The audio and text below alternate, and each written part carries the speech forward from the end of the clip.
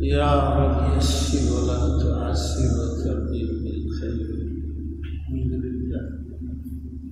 اللهم صل وسلم وبارك على سيدنا محمد وعلى آله وصحبه وبارك وسلم.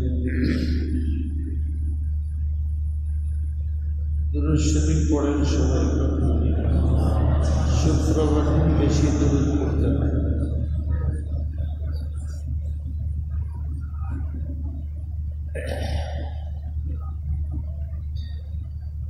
أعوذ بالله من الشيطان الرجيم بسم الله الرحمن الرحيم يسألونك ماذا أحل لهم قل أحل لكم الطيبات وما علمتم من الجوارح مكلبين تعلمونهن مما علمكم الله فكلوا مما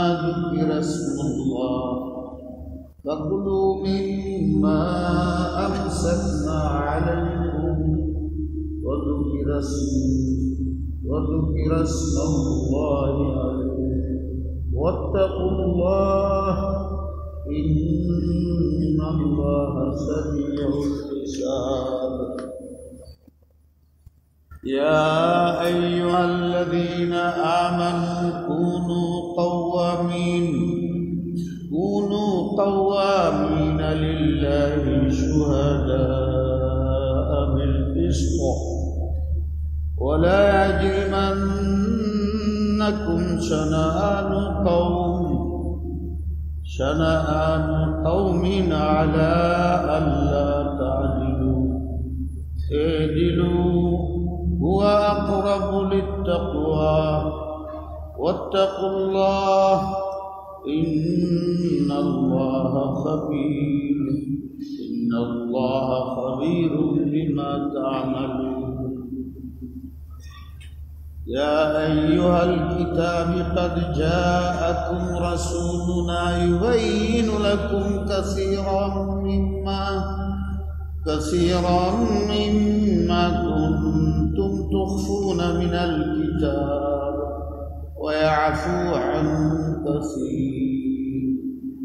قد جاءكم من الله نور وكتاب مبين يهدي به الله من اتبع رضوانه سبل السلام ويخرجهم من الظلمات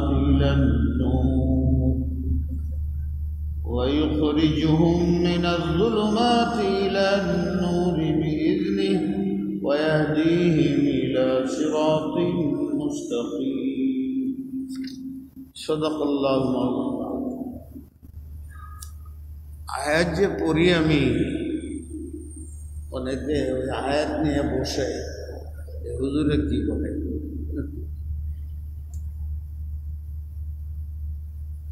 এই যে আয়াতগুলো বললাম এইগুলো তো সূরা মায়েদার আয়াতই পড়তেছে। যদিও আমি তরতিব রাখতে চাই না, কিন্তু হয়েই যায়।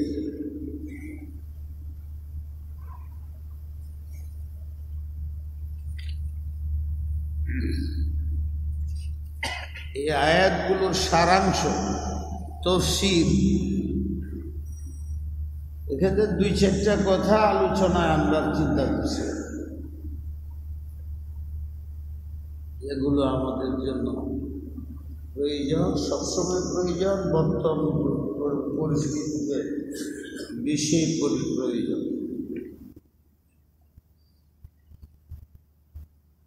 ইহুদিদেরকে খেতাব করা হয়েছে, খ্রিস্টানদেরকে খেতাব করা হয়েছে। কোরআনে যেখানে বলে ইয়া আহলাল কিতাব, কিতাব মানে কিতাব বলা, তো কিতাব বলা তো আপনি আমি। কোরআন শরীফ পড়ে যারা এরাও তো কিতাব বলা। এই জন্য কোরআনের মহারা পরিভাষা প্রচলিত এটি বুঝতে হয়। কোরআনে যেখানে আহলে কিতাব হয় দুইয়ের বাইরে যায় না, খুব কম। আয়াতের মধ্যে কোন একটা প্রমাণ থাকে, নিশান থাকে, ইশারা ইঙ্গিত থাকে, অন্য কিছু বুঝাইতে হইলে পরিভাষা হয়ে গেছে কোরআনের মধ্যে, হাদিসে, শরীয়তে। আহলে কিতাব বললেই বনি ইসরাইল, ইহুদি আর খ্রিস্টানকে বোঝায়। কোনো কোনো জায়গায় জবুরকেও বোঝায়, খুব কম, কারণ জবুরের উম্মত পৃথিবীতে নাই। আর বাকি নবীদের উম্মত তো নেই, তাদের আকীদা আকায়েদ নেই। সেটিও সঠিক সঠিক ধর্ম ছিল যেটি নবীদের, কিন্তু পরিবর্তন হইতে হইতে সর্বশেষ মূসা আলাইহিস সালাম। মূসা আলাইহিস সালামের উম্মতকে বর্তমান যুগে ইহুদি বলা। এদের অনেক কনভার্ট হচ্ছে, মুসলমান হয়ে গেছে। এদের হুজুরের যুগে ছিল এদের বাসস্থান মদিনা, কিন্তু মদিনা তখন মদিনা নামে প্রসিদ্ধ ছিল না, ইয়াসরাব নামে প্রসিদ্ধ ছিল। ইয়াসরাব, ইয়াসা আলিফ বা তা সা রা বা, ইয়াসরাব। ইয়াসরাব শব্দটা হল ধ্বংসস্তূপ, খারাপ। সারা দুনিয়ার বিমার আজারের জায়গা। হুজুর যখন মদিনায় গেলেন তার নাম বদলাই দিলেন। প্রায় 100টা নাম আছে মদিনার, তার মধ্যে আমরা বেশি বুঝি মদিনা। মদিনা কিন্তু একটা এমন নাম যেটার অর্থ কোনো বৈশিষ্ট্য মণ্ডিত না। মদিনা মানে শহর, যে ঢাকা শহর, কুমিল্লা শহর, এটা শহর। মদিনা মানে শহর। মুসলমানরা যখন মদিনা বলে তখন ঢাকা শহর বুঝে না, কোনটা বুঝে? ওই এক খাস মদিনা। এর বুঝেন মাহাবারা কাকে বলে, প্রচলন কাকে বলে, পরিভাষা কাকে বলে। মদিনা শব্দের অর্থ হল শহর। আমরা মদিনা বললে জায়গা মদিনা মুনাওয়ারা, এই মক্কার মদিনা। সমাজে এটা চালু বেশি। এখন আপনি যদি মদিনা বলে আরেক শহর বুঝান, এটা তো আপনাকে বুঝতে হবে। হুজুরে আরো নাম রাখছে, হালাক করতে পারছেন।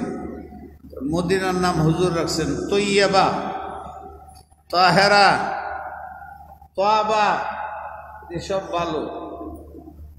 এইগুলোর নাম প্রসিদ্ধ না, প্রসিদ্ধ হয়ে গেছে মদিনার সাথে।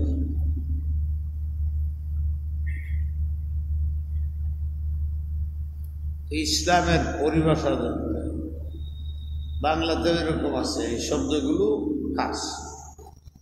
বলতেছেন যে কোরআনে আহলে কিতাব বললেই বুঝতে হবে বনি ইসরাইল।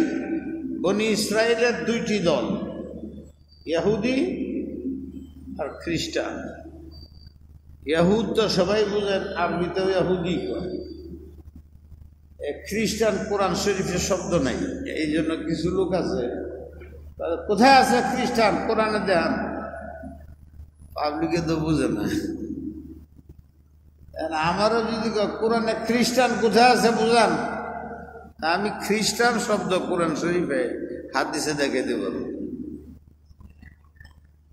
কোরআনের পরিভাষায় খ্রিস্টানদেরকে নাসারা বলে।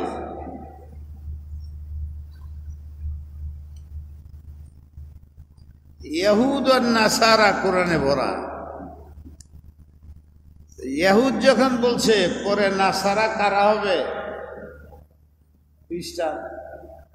এরা দুই ভাই মনে করে। সব বনি ইসরাইল ইহুদি ছিল। হযরত ঈসা আলাইহিস সালাম জন্মগ্রহণ করলেন। তার জন্মই তো একটা আজীব ঘটনা, আপনার জন্য আমার জন্য মানা কঠিন। দেখেন, যদি কোরআনের হাদিস না হইতো আর আমরা অন্ধবিশ্বাসী না হইতাম, তো খ্রিস্টানরা বিপদে পড়ছে, ইহুদিরা যে বিপদে পড়ছে, ওরা ইহুদি মরদুদ হয়ে গেছে আল্লাহর কাছে, খ্রিস্টান মরদুদ হয়ে গেছে আল্লাহর কাছে। আমরাও এর চেয়ে বেশি হইতাম, কারণ আমরার মধ্যে আর জজবা বেশি। এরার কাজগুলো বাংলাদেশে আমরা বলে করে দিই না বুঝা, আমরা বেশি জজবাতি হইলাম না। তারা বলছে দাড়ি কাটো, তারা বলছে কোনোদিন আমাদের লেবাস পরো, বুঝতেছে কার? তারা বলছে এরা কারিকুলাম কোথায় পিছের থেকে কাজ করে।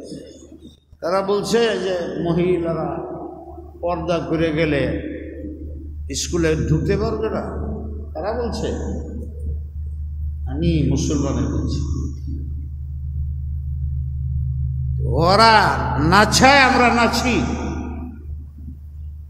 ওরা দুষ্টি লাভ আছে। মানুষ যে চরিত্রের হয় আল্লাহ ওখানে তাদের ঢুকায়। তুমি যারে পছন্দ করো তার সাথেই তোমার হাসর। ইহুদি খ্রিস্টানকে আরবিতে নাসারা বলে, একই কম, তারা একই গোত্র, দুই দল হয়ে গেছে। পার্লামেন্টে দুই দল থাকে না, নামমাত্র হলেও থাকে, এটা অপোজিশন ছিল। ইহুদিরা যদি ঝগড়া না করত, তারা ভাগ্যবান মনে করতো যে আমাদের একজন নবী মুসা হয়েছে, আমাদের গোত্রের থেকে আরেকজন ঈসা হয়েছে, মিলে থাকি। দুই নবী তো অনেক জায়গায় হয়েছে, একই গোত্রে 2, 3, 4, 5 জন নবী আছে, কিন্তু ওরা হিংসা সহ্য হয় না। নিজেদের মধ্যে 2 ভাগ হয়ে গেছে, এক ভাগ আরেক ভাগের পিছনে লাগছে, ফট করে বলে উঠছে ঈসা জারজ সন্তান। কিছু বলবেন না আপনারা? মারিয়াম জিনা করছে,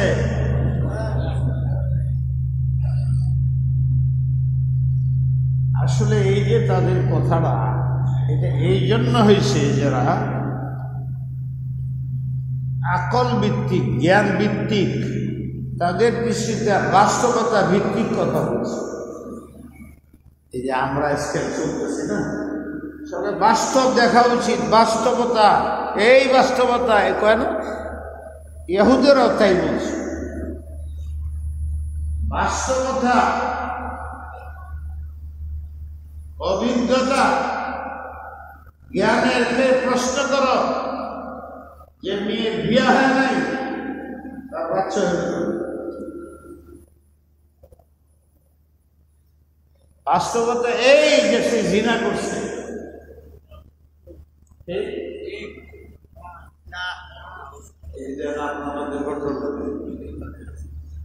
ঠিক বাস্তবতা এটাই বলে। আমরা তো অবাস্তবরে বাস্তব কই, তো বাস্তব অবাস্তবের বাস্তবতা মেয়ের ধর্মের সন্তান আসতে হলে তার স্বামী ঠিক এটাই বাস্তব। না হলে এখনো যদি আমরা দেশে হয়, আমরা বলবো এটা জিনা করছে, এটাই বাস্তবতা, এটাই জ্ঞান করবো। আসলে এটা সত্য, সত্য যদি না হয় আপনাকে আমার সাথে একমত হইতে হবে। যদি আমরা বাস্তব করি, যদি জ্ঞানের ভিত্তিতে করে উচিত না করি, এখনো যদি আপনি বলেন বাস্তবতা এই, বাস্তবতা এই, বাস্তবতা এই, দুটিটাই তো অবস্থা, স্বপ্ন। এখানে বাস্তবতা বাস্তবতা বলতে কিছু নেই। কি করতে হবে? ওরা বাস্তব জ্ঞান ভিত্তিক কথা বলছে। বিয়া করে না বাচ্চা নিশ্চয় এখানে একজন জিনাকার আছে, নিশ্চয় এখানে একজন জানিয়া মেয়ে আছে, বাচ্চা হয়েছিল এটা জানো, এটাই বাস্তব, এটাই বাস্তব অভিজ্ঞতা, এটাই জ্ঞানের। খ্রিস্টানরা আরেক দলের বলে মেয়ে প্রজা সাংঘাতিক, জীবনে কোন পুরুষের মধ্যে হয়নি। এই ঘটনার মধ্যে জীবন ধরা রইয়া বড় হয়েছে। পুরো অঞ্চলে প্রসিদ্ধ যে এর মতো নেক মহিলা আসমানের নিচে আছে, জমিনের উপরে এত পবিত্র মহিলা, এরা বলে এটা হইতে পারে। তাহলে কেমনে কি হইল? তারা জ্ঞানে আছে যে আল্লাহ বিয়া করে, মারিয়ামে বিয়া করে, আল্লাহ সন্তানি মেয়েটার সন্তানি আল্লাহ বিয়া করে। এটা হয় বাদশা পছন্দ হইলে একটা মেয়েরা বিয়ে করে, আজীবন 80 বছর 90 বছর কাছে বিয়ে শাদী করে, 70 বছরের পর দেখা যায় বাদশা বিয়ে করছে। আল্লাহ এতদিন তো বিয়ে শাদী করে নাই। এত পবিত্র ওই আল্লাহ মারিয়ামকে বিয়ে করছে, ওই গর্বে হয়তো ঈসা পয়দা হয়েছে। এক বড় দলিল হইল জন্ম হয়ে কথা বলা আরম্ভ করে দিছে। এ তো পৃথিবীতে নাই, জন্ম হয়ে কথা বলে। মানুষকে তোর মা জিনা কোষ কর না, সাবধান, আমার মা জিনা করে নাই। আব্দুল্লাহ, আমি আল্লাহর বান্দা, আমি নবী হয়েছি, নবী। এইটা ছোট বাচ্চা আজকে পর্যন্ত এটা আরো যুক্তিতে এসে এটা আল্লাহ আল্লাহ এলো বাস্তব। দুই ভাগে গেছে। এখন আপনি বলে যদি যদি এই যে কোরআন আর হাদিস আমরা অন্ধবিশ্বাস না করতাম, এই ঘটনাটা আমরা সামনে আসলে কি করতাম?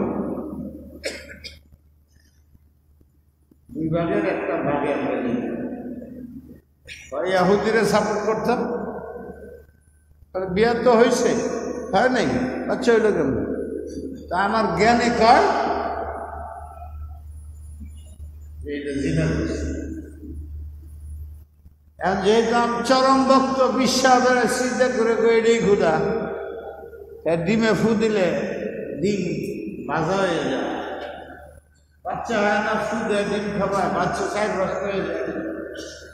এইটা দেখে তো আল্লাহ তরিকা তারে বলতেছে আল্লাহ।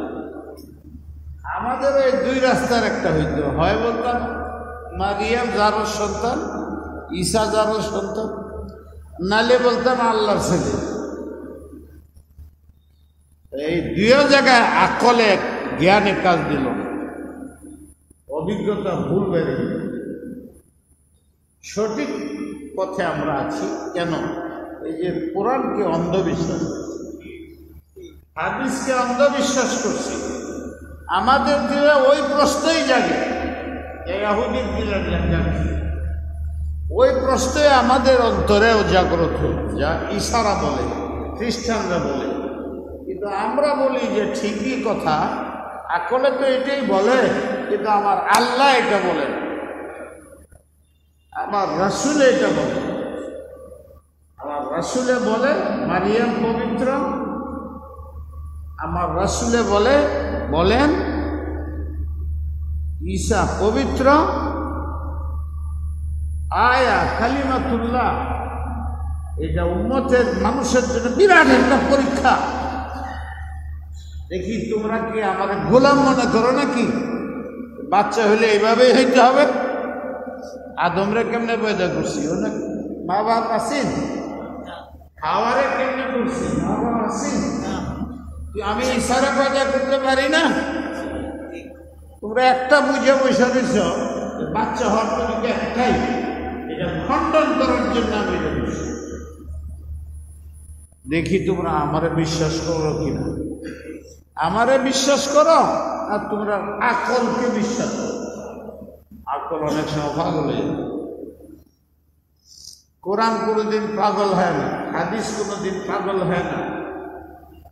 এর দিক নির্দেশনা সবচেয়ে ভালো।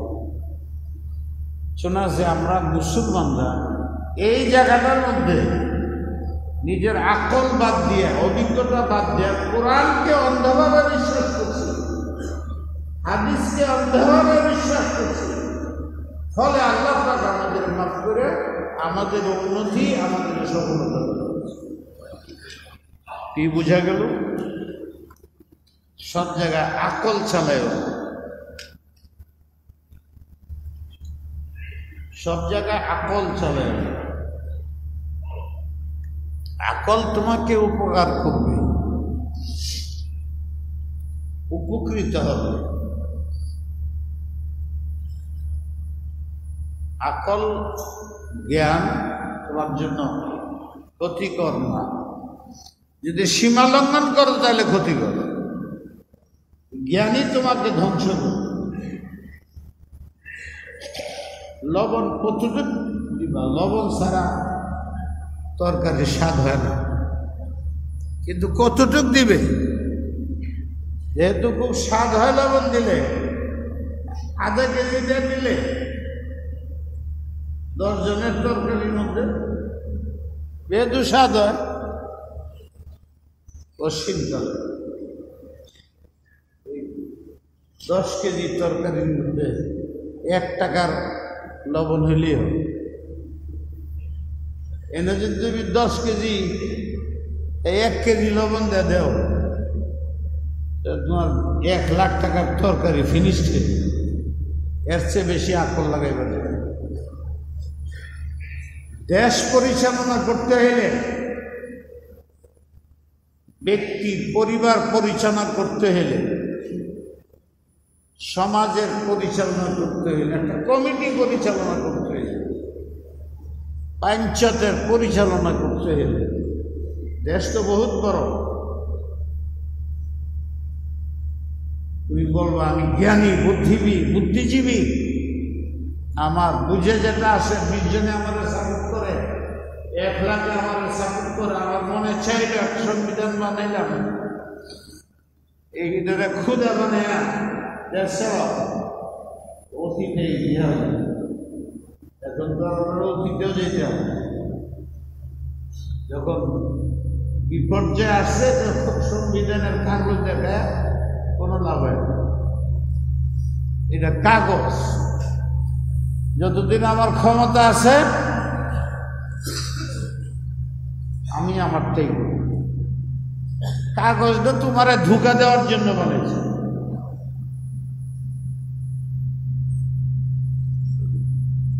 বিদেশ তো বেশি জানি না, আপনারা জানেন। এই দেশের মধ্যে কোনোদিন সংবিধান মেনে করবে, নিজের মন মতো সংবিধান বানায় কাজ করছে। যার যখন ক্ষমতা সে তার সংবিধান বানায়। কিন্তু এটা আকলে ধরে যে একটা দেশ চালাইতে হলে কর্মসূচি দিতে হয়, এটা আপনার সহায়ক বটে যদি সেইভাবে করা হয়। তো মূল জিনিস হইল আপনার মালিক কে? আসমানের মালিক কে? জমিনের মালিক কে? আপনারা এত সুন্দর করে তৈরি করছেন 70 বছর দুনিয়া থাকার জন্য। ওনার চেয়ে বেশি আপনার কেউ নাই। সে কি আপনারা কিভাবে চলতে হবে, সামাজিকভাবে, রাষ্ট্রীয়ভাবে, ব্যক্তিগতভাবে, দুনিয়া আখিরাতকে সামনে রেখা, এ সম্বন্ধে কিছুই বলেন নাই। বলছেন না বলেন? ছেলে যদি বেয়াদব হয় তো আপনি বেয়াদব করেন। তো আপনি যদি আল্লাহর সাথে বেয়াদবি করেন আর কাগজ দেখান, বেয়াদবের পরিণাম কি হবে বলেন কিছু? কথা তো আমি কইতেছি, বলেন কিছু। এই বেয়াদব থাকতে পারবে দুনিয়া? পারবে? ধ্বংসের কয়েকটা তরিকা নবী আলাইহিস সালামের হাদিসের মধ্যে বলছেন। আমার মনে হয় আদিস এখানে একবার বলছি বহুদিন আগে, যে কোনো জাতি ধ্বংস হয় কেমনি। আমরা এখন একটা অবস্থার পরিবর্তন হয়েছে।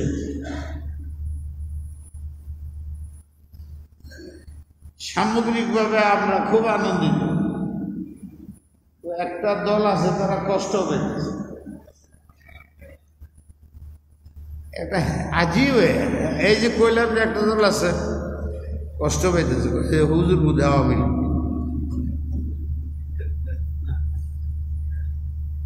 আর ওই যে বললাম যে একটা ভালো অবস্থান আসছে, কইলে হুজুর বুঝে সব কি জানি আন্দোলনমুখী। আপনারা তো আমার ৪৫ বছর ধরে দেখতেছেন, যখন যে সরকার আছে আমার ওই লেভেলটা লাগলো, ওইটা লাগে।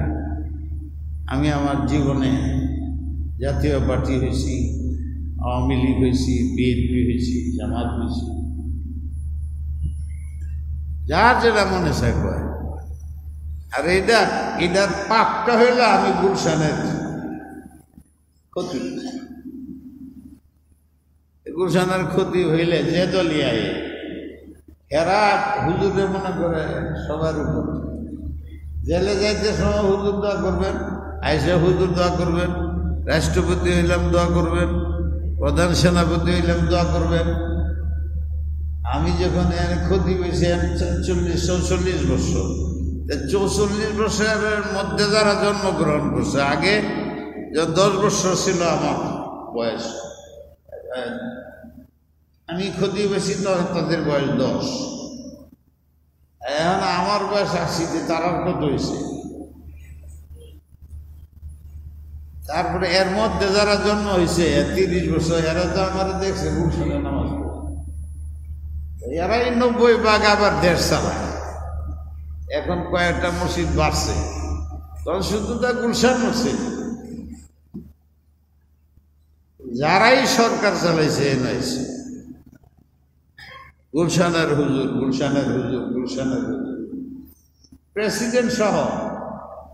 প্রধানমন্ত্রী তো মেয়ে ছিল, আসে নাই, বাকি চিঠিপত্র দিছে, আমার ডাকছে, আমি যাইনি। অন্যান্য মধ্যে রাস্তা খারাপ হয়েছে। আমি একবার বলছি যে এনে দাঁড়াচ্ছে করে হুজুর বীর, আমি তো অর্থমন্ত্রী, কিন্তু হুজুর আপনারা মানুষ এত মুসাফা করে, আমি কই খারে গেছি। তো যখন যে সরকার আসে, মন্ত্রী খারে যায় মুসাফা করে, এমপি খারে যায় মুসাফা করে, বলে হুজুর এই করে। কিন্তু হুজুরে দেখে নেই কোনোদিন কোনো রাজনৈতিক জায়গায় 1 সেকেন্ডের জন্য কোনো বক্তব্য নেই। আমার বক্তব্য হলো গুলশান মসজিদের তফসিলে আর জুমা, নাইলে যাত্রাবাড়ি মাঝার তফসিলের জুমা, এর বাইরে কোনো সাংবাদিকের সাহস নেই আমার সামনে আসে। কেউ কথা পায় না, এনতে কেটে কেটে কেটে কেটে এই তাহলে। আমি এই কথাটা আপনাদের সামনে এই জন্য বলছি যে আমার আগেও যা ভুল এখনো তাই ভুল। দেশ একটা পরিস্থিতি মুক্ত হয়েছে, এটা ঠিক, কিন্তু কতটুক মুক্ত হয়েছে এখনো যায় না, সারি না। মুক্ত করতে হলে আমি দুইটা কথা বলি, এই আয়াতকে আমি আপনারা শুনাইতেছি। খুশিতে ভাগ ভাগ হওয়ারও কিছু কথা নেই, বিপদ মুক্তি বলারও কথা নেই। আগে কি করবেন, কি করবেন, আমরা কোন বিপদে আছি, সবাইকে নিয়েই বিপদ মুক্ত করতে হবে। বিপদ দেন আল্লাহ, নেন আল্লাহ। যদি এই প্রকৃতি, এই প্রকৃত কথাটি উপলব্ধি না করতে পারি আর জ্ঞানের খেলা খেলাই, তাহলে এটা খেলাই হবে। খেলাতে একজনের হাড্ডি ভাঙবেন, আরেকজন পুরস্কার নেবেন। আপনাকে আমাকে বুঝতে হবে এই ধরনের অনুন্নত দেশের আন্দোলনে পরিবর্তন আসে না, দেখতে দেখা এর পিছনে অন্যদের হাত থাকে। আমরা এমন জাতি যে আমরা নিজে স্বাধীন সিদ্ধান্ত নিতে পারি। এটা বাস্তব, যদি দুনিয়াতে বাস্তব থাকে। আমাদের দেশে যাই হয়েছে, যারাই করছে, এটা বাস্তব ভালো করছে তোমরা, কিন্তু তোমরা কারো হাতে খেলো না হয়ে না। এই সময়ের মধ্যে আমরা খেলো না বানায়, পুরা বাঙালি জাতিকে খেলো না বানায় আসছে। কেন? তোমরা নিজেদের জ্ঞানের ভিত্তিতে কাজ করছো। বাস্তবতা বলে মানুষকে আকৃষ্ট করছো। আল্লাহকে দেখাও নাই তোমরা। আল্লাহ যে মালিক, কর্মকর্তা, খালেক, এটা বোঝাও নাই তোমরা। মানুষকে বুঝতে দেও নাই। মানুষকে ক্ষমতার উৎসাহ দিয়েছ, আল্লাহর ক্ষমতার কথা তোমরা স্বীকার করো না। কথা বোঝানো হয়েছে, আলেমরা বুঝাইছে। নমরুদের কথা কো, ফেরাউনের কথা চিন্তা করো, কারণের কথা চিন্তা করো। তারা আমরা গেলেও যারাই বলে এটা মোল্লারের কথা, মোল্লারের কথা বাদ দিলাম। তোরা দেখ, তোরার দেশে কোন নমরুদ পয়দা হয়েছে কিনা? তোরার দেশ সাবধান, নমরুদ ফেরাউন আছে। এত শক্তিশালী, সেকেন্ডের মধ্যে মরে জায়গা, মশাও লাগে না। তোরার নমরুদ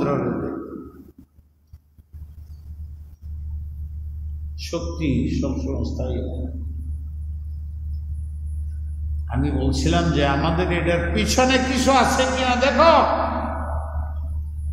আল্লাহর রাসূল বলেন, হযরত ইবনে আব্বাস রাদিয়াল্লাহু তাআলা আনহু হাদিসটা শুনাই দিন, আপনারা বুঝে নেবেন নিজে। কোন জাতির অবক্ষয়, ধ্বংসত্ব কেন হয়? আকলের গর্মি দেখা, শক্তির গর্মি দেখা, আর জ্ঞান দিয়ে একটা কাগজ বানায়, সংবিধান বানায়, আমি আল্লাহর কথা মনেও থাকে না। জাতি ধ্বংস হয় প্রথম 1 নম্বর, যেটা আমার কাছে লাগে আল্লাহ 1 নম্বর কয়ে গেলে, আমার কাছে তো অনেক দেরি লাগে। 1 নম্বর, মা নাকাসা কওমুনিল আহদা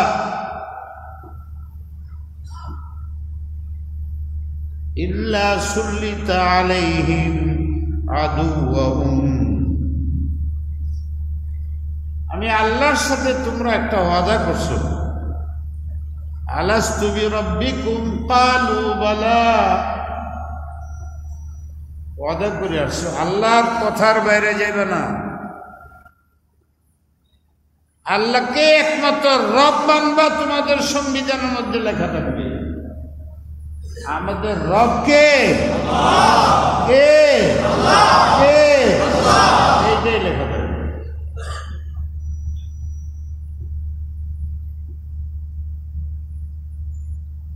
আমাদের রব কে?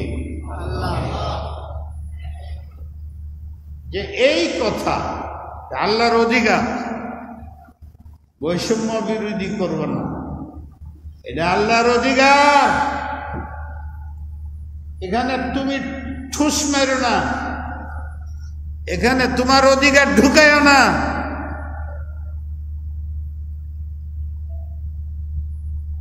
আল্লাহর অধিকার। লেখো, এই জাতির রেজেক দাতা রব আল্লাহ। আমার কথা ঠিক না বেঠিক? এটা আপনাদের পাশ করার মতো হইতেছে। তুমি কথা বলে এটা কাইটা কাউলে এটা হুজুরের প্রস্তাব, যদি কাজে লাগে তাহলে ঠিকই কাজে যাবে, আর না হলে হবে না।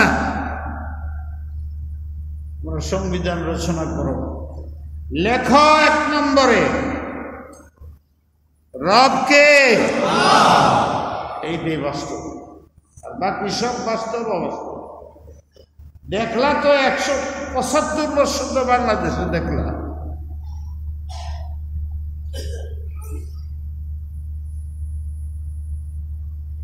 না হলে কি হবে? এই যে বলে মা নাকাসা কওমুন ইল্লা, যারা আমাকে রব মানে না, আমাকে যারা রব মানে না, রাজ্জাক মানে না, লালন পালন কর্তা মানে না, আকল ঢুকায়, জ্ঞান ঢুকায়, বলে আল্লাহরে তো দেখি না, সুল্লিতা আলাইহিম আদুওয়াহুম, এই জাতির উপরে খ্রিস্টান নাসারা অমুসলিমদেরকে প্রবল করে দেব। লিখে নেন, আলেমরা আছেন অনেক। সুল্লিতা আলাইহিম আদুওয়াহুম, যারা শায়ের করতে পারে, এই জাতিকে শায়ের করতে পারে, এবং তাদের শত্রুকে চড়াও করে দিল, ওরা দেশ চালাবে আর ওরা গোলামি করবে, যদি আমাকে রব না মানে। মা নাকাসাল আহদা কওমুন, যে জাতি আমার ওয়াদা লঙ্ঘন করবে, শাস্তি এই, ওই জাতির শত্রুকে তার পিছনে লাগাই দেওয়া হবে। সাপ যেরকম বেজি যেমন সাপের ধরে, এইভাবে শত্রুরা বাহিরের থেকে ওদের গলা চিপায় দেবে। অতীতে আমরা সব খালি গলা চিপা গেছি, ঠিক না? সবাই আমাদের গলা চিপছে, রস বাইর করে নিয়ে গেছে, দেশের খোকলা বানায় থেকে চলে গেছে। মনে রাখেন, 1 নম্বর, শত্রুরা দেশ চালাবে, শত্রুর হাতে চলে যাবে, বিজাতির কাছে চলে যাবে, নিজের কোনো স্বাধীনতা থাকবে না। তাই হচ্ছে আমাদের স্পট বদলে, যেটা কে জানি কইল, মন্ত্রী বদলে হবে না, মন্ত্র বদলাইতে হবে। আমাদের খালি ব্যক্তি বদলে, মন্ত্র বদলে না, মন্ত্রী বদলে মন্ত্র বদলে, বিশ্বাস বদলে না। এইটা আকলে তো এটাই করবে। আরে মেয়ে, তুমি তোমার আকল দিছে কেন? আল্লাহ দিছে, সে আল্লাহ যেটা কো সেটা করো। অনেক আকলের আর এক আকল মন্দে বুঝে না, একজনের জ্ঞান আরেকজনে বুঝে না। তোমার জ্ঞান পরিপূর্ণ নয়, সব মিলায়া জ্ঞানও পরিবর্তন নয়। আমরা অতীত ভুলে যাই, জ্ঞান ভবিষ্যৎ জানি না, বর্তমানটাও বুঝি না, তো তুমি আবার কিসের পরিকল্পনা করো? পরিকল্পনা তো সে করবে যে অতীত জানে, ভবিষ্যৎ জানে, বর্তমান জানে, 100 বার জানে। সে যদি কোনো পরিকল্পনা করে ওইটা জাতির জন্য মঙ্গল হইতে পারে, সেটা হইল কালিমা তাইয়্যিবা, লা ইলাহা ইল্লাল্লাহ। নবী আর রাসূলের বাইরে কোনো জ্ঞান নেই। 2 নম্বর,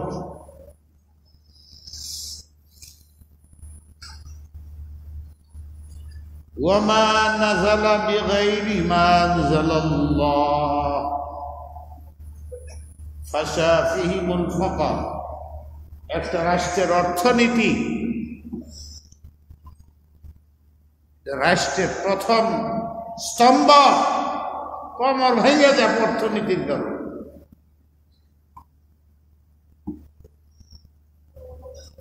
তুমি যদি তোমার অর্থনীতি চাঙ্গা করতে চাও,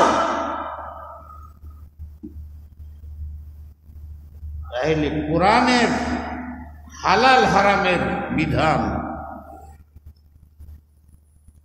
চালু করতে হবে, তা না হইলে ঘুষ চালু হবে, সুদ চালু হবে, লুণ্ঠন চালু হবে, ডাকাতি চালু হবে, ছিনতাই চালু হবে, শোষণ নীতি কায়েম হবে। এখান থেকে বাঁচার একমাত্র উপায়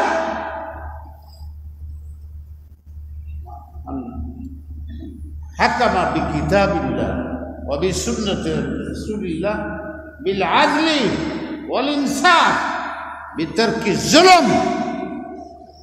জুলুম থেকে বাঁচতে চাও, নিষ্পেষণ থেকে বাঁচতে চাও, এর অর্থনীতির ক্ষেত্রে আল্লাহ কি বলে, আল্লাহর কোরআনে কি বলে, হাদিসে কি বলে, তোমার জ্ঞানে আসুক না আসুক, 2 নম্বরে এই ইকতিসাদ মাসিয়াতের জন্য কোরআনকে ফলো করো। এখানে সুদ নাই, ঘুষ নেই।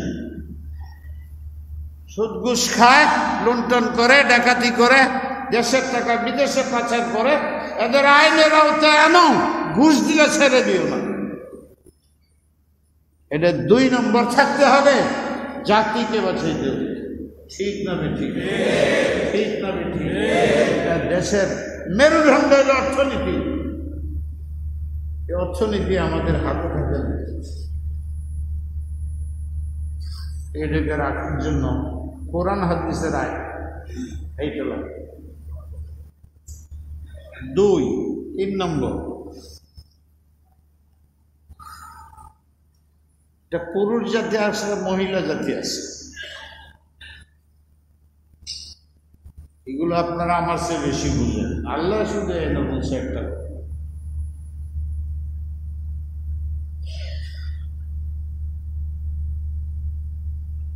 যেখানে জিনার বাজারি হয়, নারী দর্শন হয়, জহারাতিল ফাহিশাতা, বেশ্যাগিরি হয়, মেয়েদের ইজ্জত আবরুর প্রশ্ন থাকে না, এটারে সভ্যতা মনে করা হয়। যেটা বেহেজাবির কারণে হয়, পর্দাহীনতার কারণে হয়, বেহায়াপনা আসে, মহিলারা নষ্ট হয়ে যায়, পুরুষরা নষ্ট হয়ে যায়, ভেদাভেদ থাকে না, যুবকদের চরম পস্তি আসে, শিক্ষার গুরুত্ব থাকে না, তার পাগলপন হয়ে যায়, নারীর লোভী হয়ে যায়। ওখানে মৃত্যুর হার বেড়ে যাবে, জাতিকে রক্ষা করা সম্ভব হবে। মেয়েদের ক্ষেত্রে সুস্পষ্ট বিধান কোরআনে আছে, তাদের নিরাপত্তার জন্য, তাদের শিক্ষার জন্য, তাদের স্বামী স্ত্রীর জন্য ইসলামের ল আছে। 3 নম্বরে সংবিধানে সংযোজন করতে হবে। জাতির বড় একটা সংখ্যা নারী বেশি, যুবক যুবতী পাগলা ঘোড়ার মতো এরা। এদের যদি নিয়ন্ত্রণ না করো, তাহলে জাতি শান্তি পাবে না, মা বাপ শান্তি পাবে না, সরকার শান্তি পাবে না, পঞ্চায়েত শান্তি পাবে না। এখানে একটা চরিত্রহীনতার কারণে ধ্বংসত্ব আসবে। নারী চক্রকে রক্ষা করো, এদেরকে বাঁচাতে হবে। এর জন্য কোরআনী বিধান লাগবে, জ্ঞান খাটাইলে চলবে না। যে ম্যাজিস্ট্রেট হয়, অমুক জায়গায় এই হয়, আধুনিক আইনে এই বলে, অমুক এই বলে, সৌদি আরবেই হয়, এই সমস্ত দেখালে চলবে না। কোরআনে কি আছে, হাদিসে কি আছে, সেটাই বিধানগত করতে হবে, কার্যকর করতে হবে। আল্লাহ আমাদের বলার তৌফিক সময় তো গেল, আর 2টা রয়েছে। 2টার একটা হইল নিজে ঠগান, অন্যকে ঠগায় না, ঠগবাজি করো না। যে ঠগায় সে ঠগে। এই দেশটার মধ্যে খালি একটা মানুষ আর একটা মানুষের ঠগা, সর্বক্ষেত্রে, রাজনীতির ক্ষেত্রে, অরাজনীতির ক্ষেত্রে, সব জায়গায় এই ঠগানি বাদ দেবে। আল্লাহর আইন ছাড়া এটাতে বাঁচতে পারবে না, এটা 4 নম্বরের। কেউ ঠকাবেন, ধোঁকা দিবেন। শেষ নম্বর হলে তোমরা অর্থশালীরা অর্থের কুমির হয়েছে, জাকাত দাও, গরিবদের প্রেমিক হও। টাকা যেরকম কামাইয়ের মধ্যে আকর্ষণ থাকে, দ্বিগুণ আকর্ষণীয় তোমার মুসলিম গরিব ভাই বা দেশের গরিবদের সাহায্য করো। অন্যেরটা লুণ্ঠন করো না, নিজেরটা ছেড়ে দাও। এইটা 5টা কথা কইলাম। এই 5-এর আলোকেই যদি কোনো ব্যবস্থা নেওয়া হয় তাহলে আমাদের জাতির কল্যাণ হবে, নাইলে হবে না। আপনারা চান না চান? আল্লাহ আমাদের কবুল করুন। আখিরু দাওয়ানা আলহামদুলিল্লাহ।